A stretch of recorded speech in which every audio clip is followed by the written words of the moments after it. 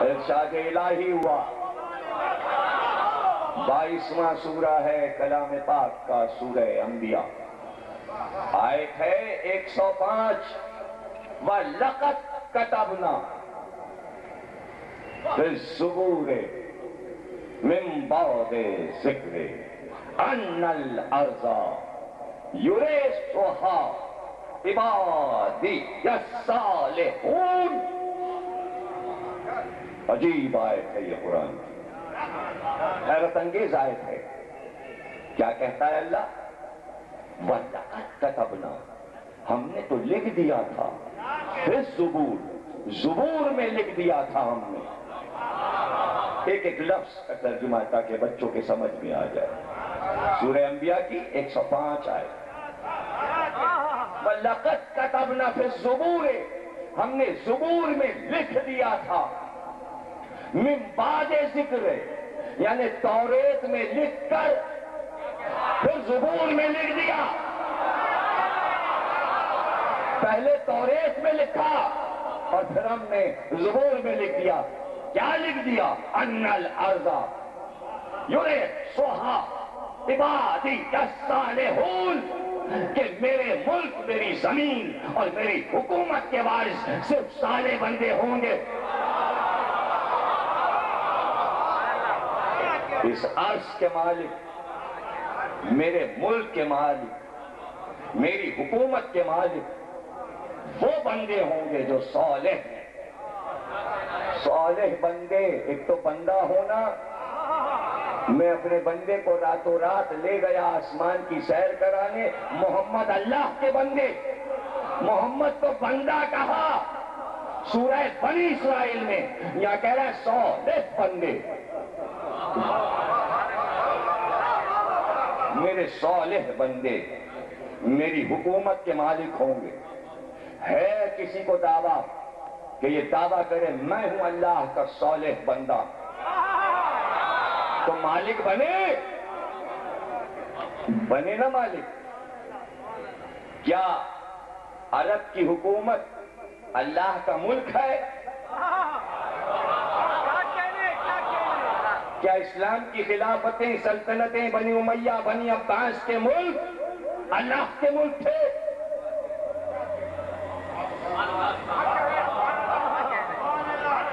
وہ سلطنتیں کیا اللہ کی تھیں؟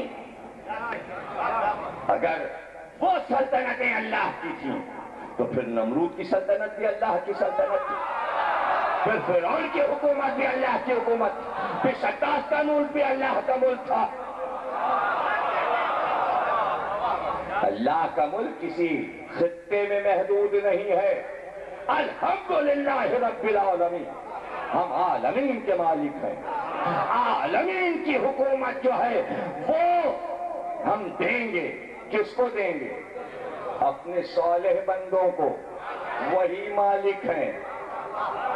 لفظ استعمال ہوا ہے وارث، میرے وارث، اللہ کہہ رہا ہے میرے وارث، یرثھا، میرے وارث۔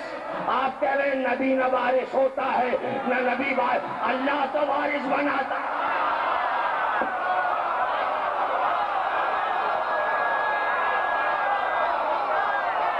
نبی کسی کا وارث نہیں ہوتا، نبی کسی کو وارث نہیں بناتا۔ اچھا، نبی وارث نہیں بناتا، اللہ وارث بناتا ہے۔ اللہ اعلان کر رہا ہے کہ آج نہیں، قرآن میں نہیں، ہم نے تو زبور میں لکھ دیا تھا، اس سے پہلے کے زبور میں لکھتے، اس سے پہلے ہم نے توریت میں لکھ دیا تھا۔ داد تو ہم نے ابھی لی نہیں، یہ تو آپ آیت پر داد دے رہے ہو نا بھائی، ترجمے پہ داد دے رہے ہو نا، یہ تو آپ قرآن پہ داد دے رہے ہو، یہ تو ثواب ہے۔ داد میں اب لوں گا، داد اب لوں گا، میری حکومت کے وارث، اللہ کہہ رہا ہے وارث صالح بندے ہوں گے، صالح بندے میرے ملک کے وارث ہوں گے۔ یہ میں نے زبور میں بھی لکھ دیا تھا، توریت میں بھی لکھ دیا تھا، اور اب حبیب آپ کو بتا رہا ہوں قرآن میں لکھ دیجئے، اور میں لکھ رہا ہوں قرآن میں، اور قیامت تک لکھا رہے گا۔ اللہ کے وارث، اللہ کی حکومت کے وارث کون ہے؟ صالح بندے۔ اور جب ہم زیارت شروع کرتے ہیں عباس کی، السلام علیکم یا عبد الصالح، السلام علیکم یا عبد الصالح،